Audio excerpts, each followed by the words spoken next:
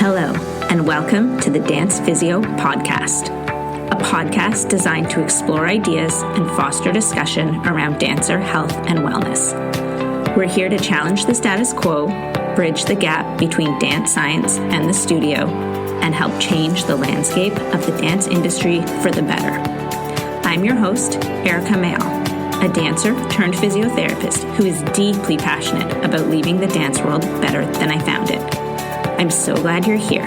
Let's get started. Hello, everyone, and welcome back to another episode of the Dance Physio Podcast. I am your host, Erika Mayall, and today I am joined by not one guest, but two guests, and I'm really excited to chat with them and dive into what is a very important topic within the dance world.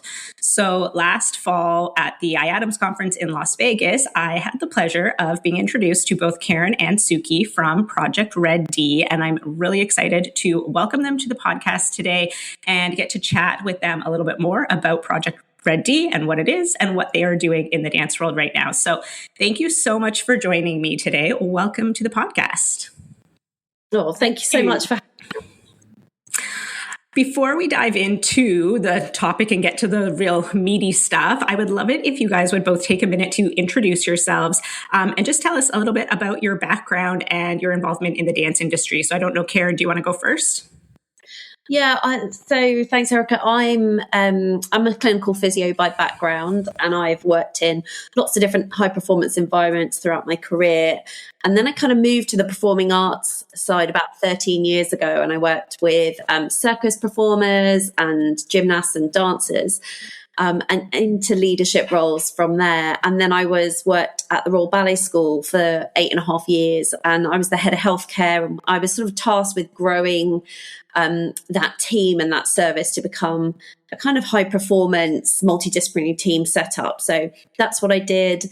And within that role, I kind of had a real passion for putting excellence around RED support. How do we screen for it, look for it? What's our pathway look like? So I kind of developed that service there.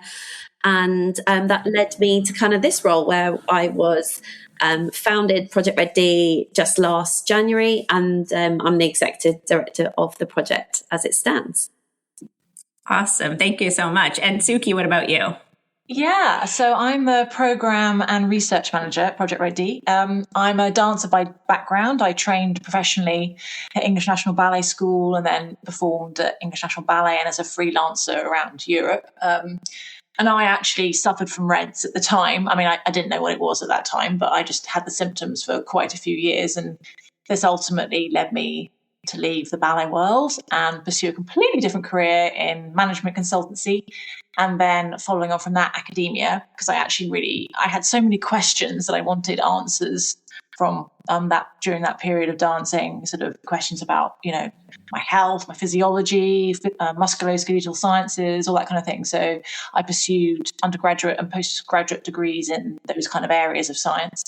And then that ultimately led me to Project Red D. So it's kind of a great opportunity to kind of translate that knowledge and the experience that I've had to kind of help dancers who are struggling now in the way that I was all those years ago.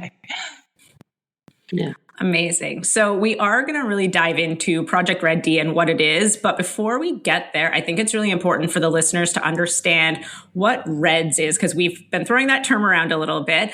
And some people may have heard of it, but a lot of people have not necessarily heard of it. And the listenership of the podcast is pretty diverse. We have a lot of dancers who listen. We have dance parents. We have dance teachers. There's also healthcare providers. So some people are going to be aware of what it is, but a lot are not. So Karen, I'm wondering if you could just tell us sort of what REDS is. Yeah, so it stands for Relative Energy Deficiency in Sport. So that's the kind of S, but really it can affect anybody. It doesn't have to be sport, but we might see it more in high performance. And it's when the energy intake, which we only get our energy through food, doesn't match our energy output, put very simply. So our energy, the demands on our bodies are just by living, breathing, kind of our daily tasks. And then you'll have additional load if you're growing, if you've got academic pressures and extra family pressures, that will take a certain amount of energy. And then, of course, any training loads on top of that. So it's really that mismatch between energy in to energy out. And if there is a mismatch and you're not have enough energy for all those demands you have go into something called LEA, or low energy availability. And if that becomes prolonged or severe over time, that becomes problematic, low energy availability.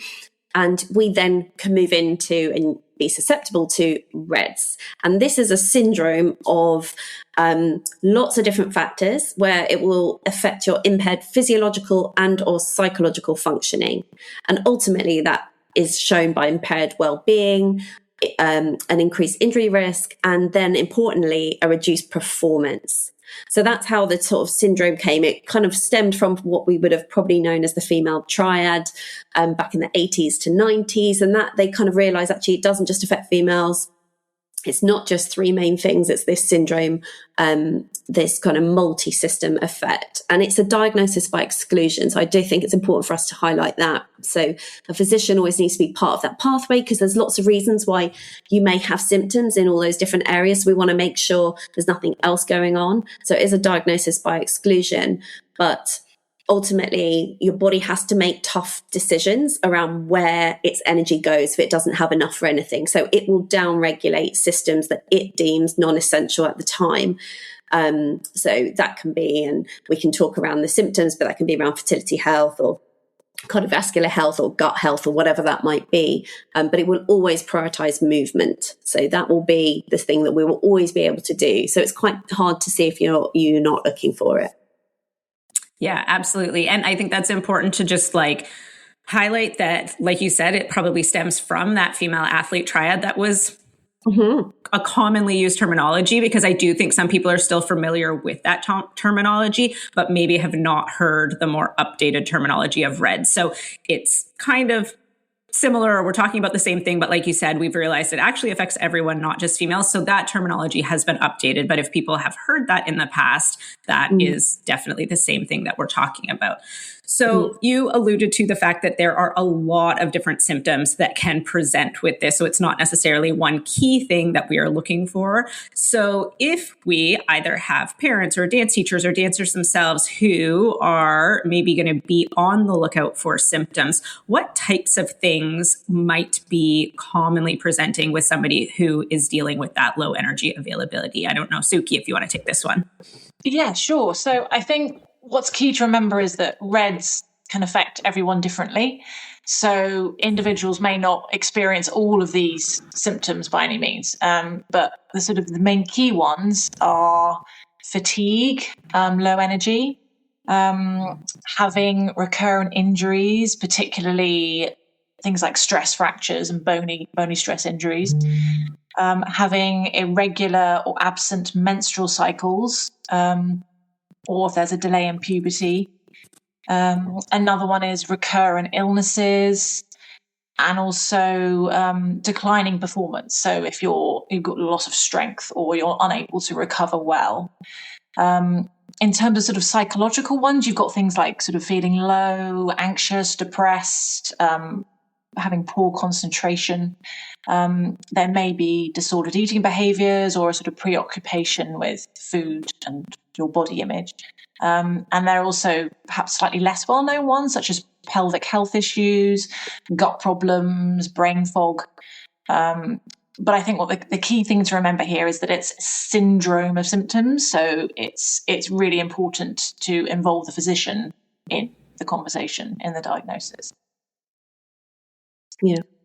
I think just touching on something that Suki said and you asked about was just what would your coaches see and what would your perhaps healthcare team. So, I think if you're a coach, and in our experience, they're so good at knowing their dancers and knowing nuances on day-to-day changes. So actually they can be one of the earliest people to pick up on changes. And it might be someone's not progressing as you would expect.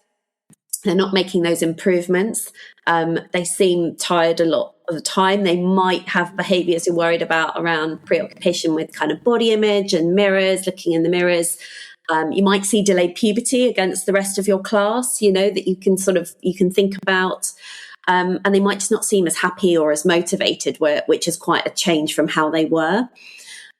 So I think that's something we kind of highlight to coaches, that they are a really important part of this pathway and looking at it and seeing it. And then your physios and your healthcare teams, if they're involved, might see, an objective lack of strength measures or change in that, or they might be able to deep dive a little bit more into the hormonal profile, either male or female, or use menstrual cycle apps to track looking at height and weight and kind of looking at growth charts. So there's lots of different ways people can kind of pick up on some of these symptoms and sort of flag when there's concerns, really. Yeah, absolutely. And I think that's important, especially for, like you said, the teachers, the coaches, and the parents who are listening to, if you're seeing abrupt changes in all sorts of those things, but motivation levels, things like that there could be sort of an underlying syndrome that is happening that's maybe not just a moody teenager or, other. Yeah. I think it gets brushed off commonly or potentially just as, it's just a teenager and this is just how they're behaving. But if it is a change in their normal behavior, what you expect of that person, that we might want to ask more questions and start to dive into things a little bit more deeply. Yeah. We sort of mentioned that it does affect males and females, so it's not necessarily exclusive to females. But in terms of who is at risk, what is the typical, I don't necessarily know if typical is actually the right word, but what is the profile of people that we might see in terms of who is at risk for REDS? Yeah, I think ultimately the most important thing is that anyone can get REDS, male or female, just so long as you're not fueling sufficiently to balance your energy output, so your activity levels and the fundamental physiological processes within your body. But dancers, I would say, are particularly susceptible for a variety of reasons. Firstly, it's a high performance environment, so they have high training loads, irregular schedules, not consistent rest periods. So it's often difficult to find time to fuel efficiently. So that's one of the reasons. Obviously, a very important reason is the kind of aesthetic expectation of the dance world. So there's huge amounts of pressure to have this sort of ideal body type and to remain lean. And so that's often a factor in sort of selection for schools, for companies, for castings, for particular ballets or particular dance performances. So it can really lead dancers to really push themselves either in class, whatever, and also undereat. So, and interesting research shows that dancers have a 3 times higher risk of developing eating disorders. So that's a big one. And then following on from that, often dancers are they are perfectionists by nature. There's quite a lot of sort of high achieving personalities within the world of dance. So that kind of adds fuel to the behavior. Then another sort of key feature, I think, particularly with dance, a lot of the training and also the first sort of professional years in a company occur during adolescence, which is obviously a key time for growth, maturation, and so the energy needs are even higher. So ensuring that dancers actually eat enough to cover that is really important. And I think also generally in the dance world there is still quite a lot of a sort of lack of knowledge and understanding of what REDS is. Maybe among teachers or coaches and things like that. So I think it's about knowing what good nutrition is and understanding your own sort of physiology, and that's sort of often not provided, I think. I mean, sometimes from my experience, I remember dance teachers being like, you need to go and lose a bit of weight on your hips, kind of off you go, and that's it. It's like, okay, so what do? I don't know what to do. But yeah, I think those are sort of some of the key risk areas for dancers, particularly. Yeah, I just want to add, I think something I should have highlighted before is that REDS can be, you might be intentional or it can be unintentional, right? So it can be you're growing, your schedule's super busy, you've got academics, you go straight to dance school, you haven't got much time to eat between, and it's just not ideal, and then you slip into a low energy available state. Or it might be you're just cutting back, you're just having less than, you're just restricting. And I think they're the things that parents can watch out for and coaches can watch out for, because REDS the term isn't always known, but I think when we talk about it with people, they're like, oh my God, I do know. Oh, I felt like that. I had that. And we can come back to labeling, but this is why we think it's so important for consistency of language amongst the literature in the projects, and kind of so people can just get used to what that is, because people do know what we talk about when we talk about it. Therefore, that is something we can kind of change and bring awareness to. And I just sort of wanted to, like, in terms of like who's at risk, when I was grounding the project, a lot of the things I was, the way I started the project to get an overview of the personal experience was to talk to lots of dancers who'd had REDs, and what was an incredibly common theme was transition and loneliness. And I just wanted to highlight that because it's something where we can be kind of intentional about transitions into new schools, new areas, different age groups, but that makes people really, really vulnerable. And they might just try and control something a little bit more, whether it's their training, whether it's their fueling, whatever that might look like, because that does seem to be a very consistent theme that has come out of every interview I have done. So, and we normalize perhaps in dance what is common but isn't normal. So delayed menstrual cycles, delayed puberty, I spoke to someone yesterday, an incredible dancer. She hadn't had a period for 15 and a half years. She's now an adult. Like, this is real. This is a thing. Yeah. And so, this is why we're really passionate about it. Yeah, absolutely. And I think that 2 great points just to kind of reiterate, but like you said, that transition piece of it, I think that can be a bit of a wake-up call for even like companies and programs, and whether it's training schools or professional companies or whatever it is, but to then potentially put in supports and more structure around those periods of transition, because we also hear it a lot, like just clinically in my practice, that is a time where dancers are oftentimes just kind of like set loose on their own. They have like this huge amount of independence, and even things like, cross training and other parts of managing their career as a dancer, there's often not a lot of structure and guidance around. So I do think that it is that period of transition couldn't be an area that I think the dance world as a whole could be a bit more intentional, a bit more structured. And then I also just wanted to reiterate and thank you for highlighting that this, like you said, can be intentional. It may be associated with disordered eating, but it also can be unintentional. And we actually see that quite commonly, because I think there's still that perception among dancers that, oh, I'm just dancing. Like, I'm not, they don't always view themselves as elite or high level athletes. And so they don't necessarily think about fueling their body for high performance, or the same way an athlete might think about fueling their body. And so it is quite common that people will be suffering from REDs, but in an unintentional way, because they just totally underestimate what their actual energy demands are. Yeah. And I think it's because as an area of high performance, dance doesn't have those kind of more objective outcomes as you would have in other high performance, in terms of point scores, how high you jump, how fast you're running. So you can't see that your performance might be going down. You might feel it, and your coaches might see it, which is to the point, but you won't necessarily have a measure of that, which we know. In a 100-meter sprint every week to see where your top speed is, and that's where we have to kind of take from our high performance colleagues and kind of that literature that exists there at the minute, and say and translate it for these audiences and dancers, and say, look what look what they're finding. They're finding the marathon times are slower. They're not hitting the same rankings. They are physically slower if they had low energy availability. So, yeah. Yeah, absolutely. So I think that is a great segue into what I want to talk about next, which is actually Project Red D. So now that we kind of have a bit of background on what REDS is, can you tell us a bit about Project Red D and kind of how it came to be and what the aim of the project is?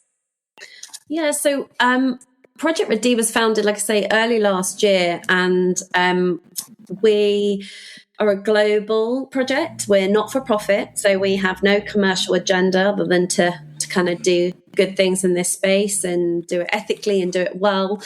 And we have a seed funder who just really spotted that this needed to be spoken about throughout the world, that people needed to be more aware. He had a personal experience as a father, experiencing somebody and his child with Reds, and he said, like, this needs to change and we need someone to do it. And I connected and sort of, obviously I've got a passion for it, but my background and experience in kind of creating culture change around Reds, particularly as part of that, was how we kind of go, well, let's do this and let's try and do it really well. So we saw the need and we thought, let's address it and let's kind of build this collaborative space where we can provide education. We can really, our aim is to take the research that's out there and translate it for the audiences that need it the most. So that's our dancers, our teachers, our coaches, our leaders, and our healthcare professionals that work in that space. So we're sort of saying, let's translate it that's most helpful for you. What can we do that will help you? And I think, like, you know, the reason the project exists, you know, and we always come back to this, these are our dancer stories. Like, the dancer stories are our why. They show that it's not abstract. They show it's lived and it's felt, and that, you know, dancers can live with the consequences. And that can be, you know, sadly, it can be infertility. So if people's systems shut down for long enough and the right questions are not asked at the right times, that exists. People suffering from kind of disordered eating or eating disorders, mental health problems, you know, there are bone density issues. So these are a real problem. And so we kind of want to build a community around this shared problem. It's not an individual, it's not an organization. And what we're trying to do as a project is move, yes, it's so important to, like, identify those dancers and support those dancers, but then, like, taking a bit of a wider lens, we're looking at, you know, if the dancer is the symptom, is the cause a little bit deeper and a bit more cultural and a bit more environmental. And so that's where we come in, as obviously Reds is a syndrome that affects anybody, affects lots of people, particularly in high performance, but we're dedicated dance initiatives so that we can help information resonate. We can help organizations be a little bit more nuanced around dance because we understand those challenges, and kind of try and support those places as much as we can by being this sort of dedicated initiative for dancers.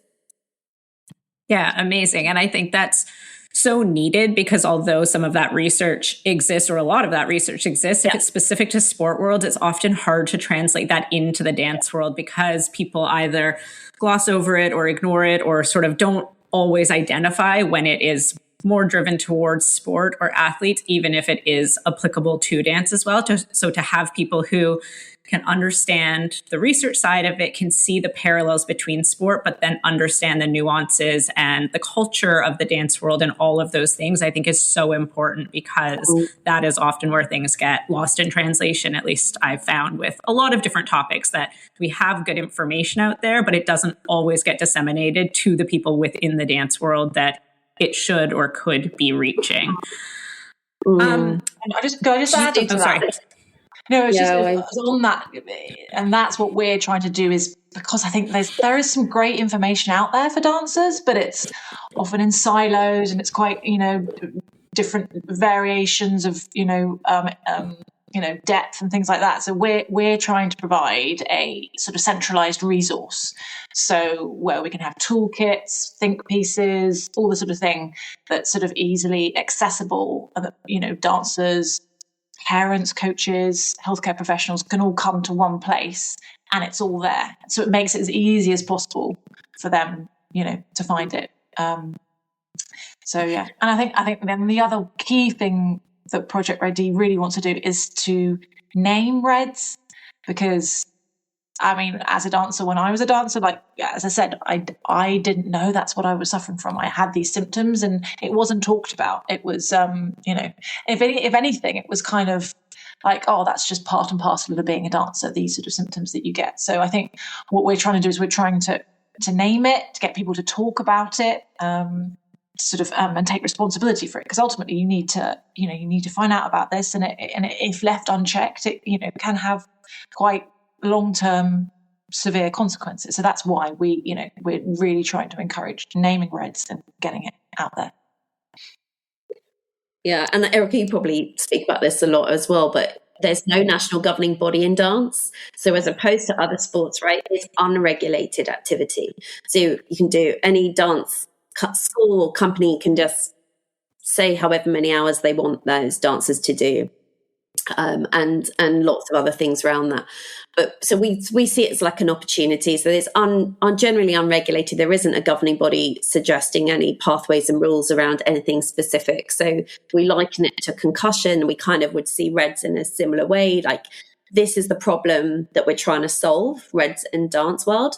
And what we'll do as a project is give people information for free, pathways, we'll speak with them, we'll help support organisations to help put in place much more consistent pathways so that health and well-being is higher on that agenda. And we always sort of say health is a prerequisite for performance, but not just that, performance will look better. And sort of helping places see that, but also like how they can do it. So it's quite we're an empowering project. So it's not just saying you're not doing it well enough. It's saying, we'll support you in how to make those tweaks, how we can make those things better. And they can be quite small things, but they can have huge differences. Yeah, absolutely. And I guess that actually is like a perfect segue into what was going to be one of my next questions, because it sounds like a lot of the goals of Project Red D are around awareness and actually making people familiar with the term and all of those types of things. But how do we go beyond like just awareness and actually start to see change within the dance industry? And I realize this is a very loaded question because there's a lot of things in the dance industry that we maybe struggle to see meaningful change because there is so much tradition and oftentimes resistance to change within the dance industry. But for something particularly like this, and you did allude to it a bit with like kind of likening it a bit to concussion protocols and stuff, but like awareness is fantastic and definitely the first step, but that doesn't always create actual change within the industry. Yeah, no, I mean, I'll start and then maybe I'll hand to Suki for things I haven't spoken about. But ultimately I was tasked to like, Karen, I want you to go and change the world. So I'm like, okay, well, let's break that down. Like, how do we do it? Yeah. But it's really important for us to do this properly. And so, awareness is like, we see education as like foundation, right? It's so important. We've produced hopefully high quality education films, and we've got more planned, and we're resources and animation as well that hopefully we're developing this year as well. So we're sort of doing those things, but when it comes to prevention, and we can talk about screening processes and those sorts of things, but we know education doesn't make change alone. People don't change just because you tell them to change, or that this isn't a helpful behavior, whatever that is. So it is about digging a bit deeper. It is about understanding more around the kind of human behavior around change. And what we are doing as well is trying to, we have 2 research projects planned, hopefully this year, with 2 universities in the UK. And one will be looking a deeper dive around the neuroscience of behavior change. So understanding like why people go into that state. And then one will be around a global dance health survey. So really, let's get a picture of dancer health globally. So we're not just sort of making assumptions here of what that might look like. But we want, I think research is a narrative for change, and, there's amazing research done everywhere, and it's about trying to take it and create impact with that, and how are we going to learn and understand, because there's research coming out this year, which was done in a UK dance company, professional company, and they looked at low energy availability, saw that it was there, gave them a full education program over several months, repeated the study 8 months later, and absolutely nothing had changed.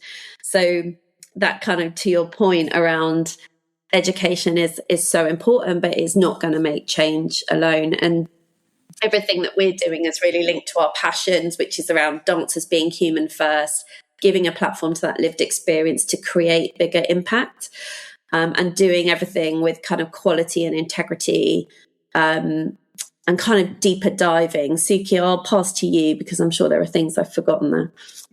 Yeah, I also think there's an element of sort of creating kind of benchmarks. So we're sort of helping institutions, schools, things like that, and then who really, really want it, and then sort of seeing how that progresses.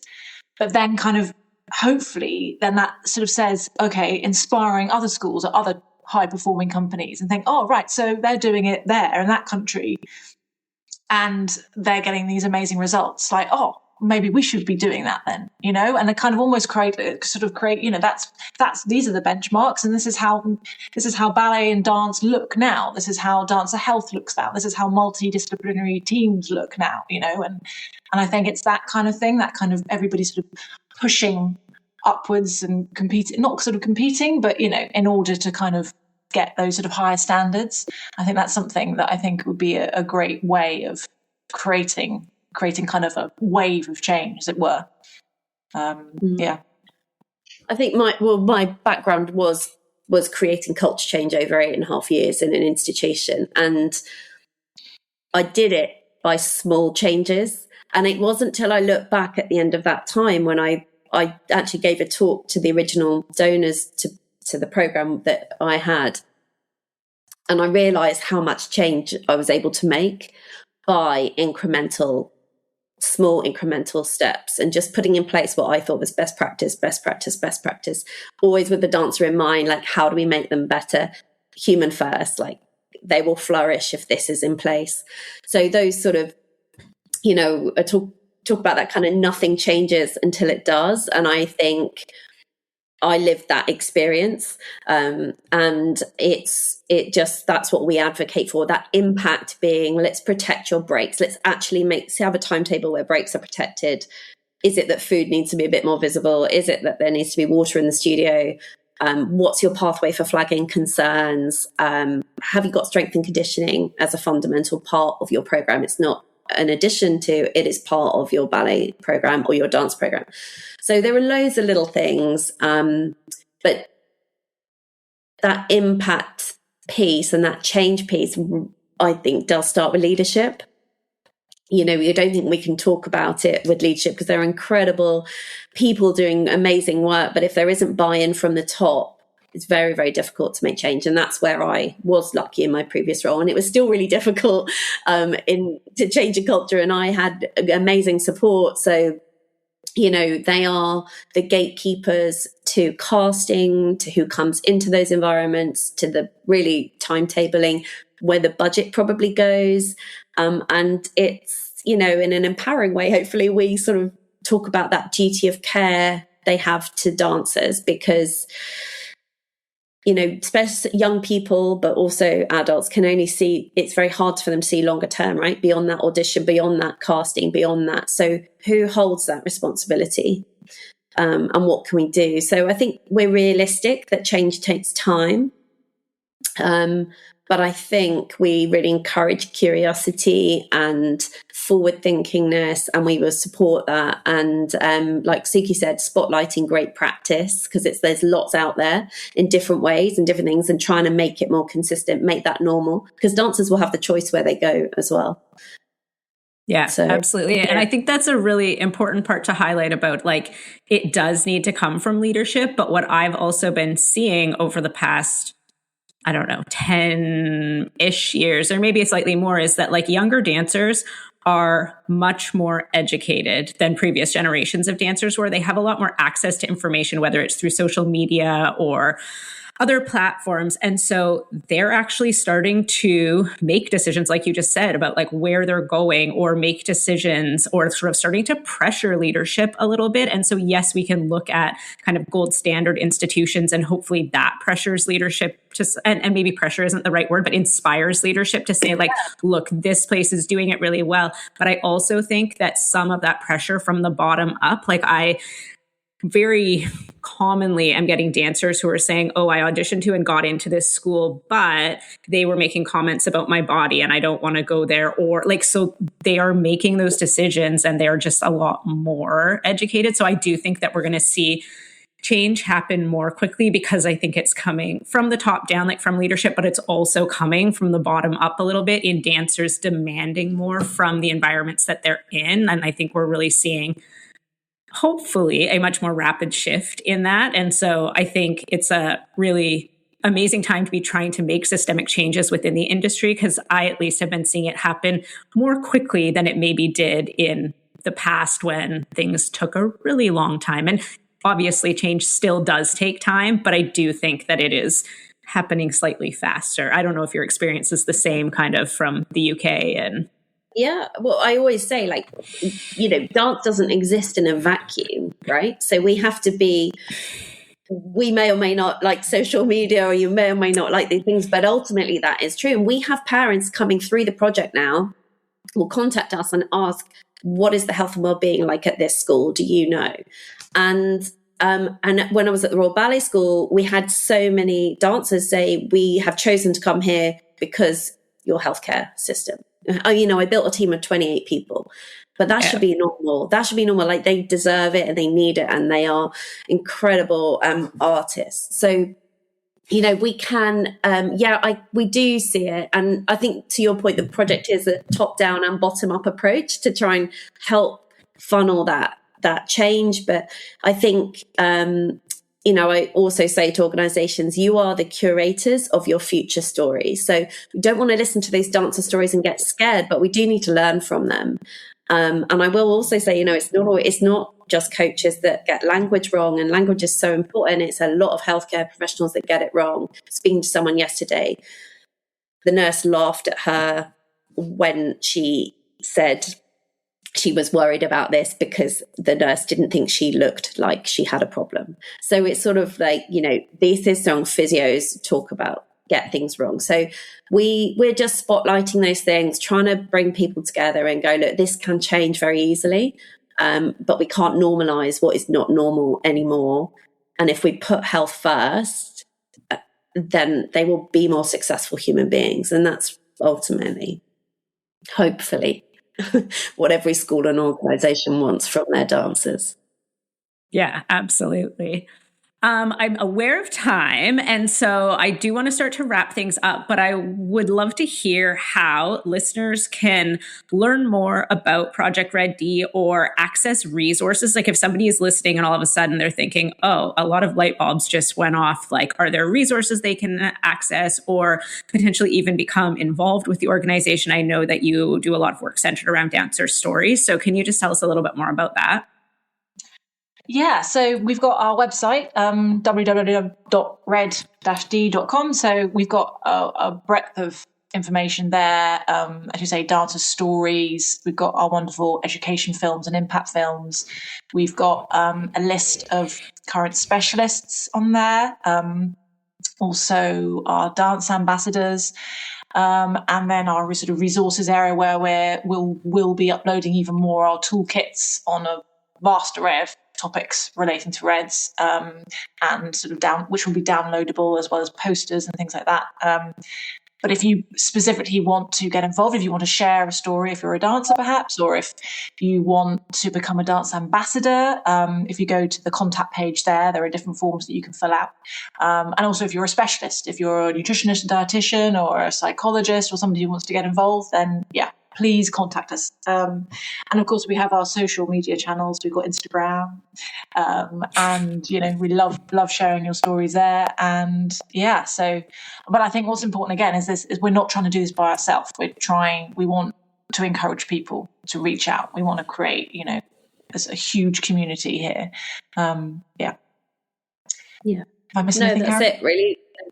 No, just the Instagram is project.red_D. So I can give that to you as well, Erika. But so we got the Instagram. We're trying to obviously get information on there and tell stories, but we're here for everyone. We're supportive and collaborative. So if you're doing really great stuff and you want us to spotlight it, contact us. If you're doing research you think that might be really interesting for us to hear about, please let us know.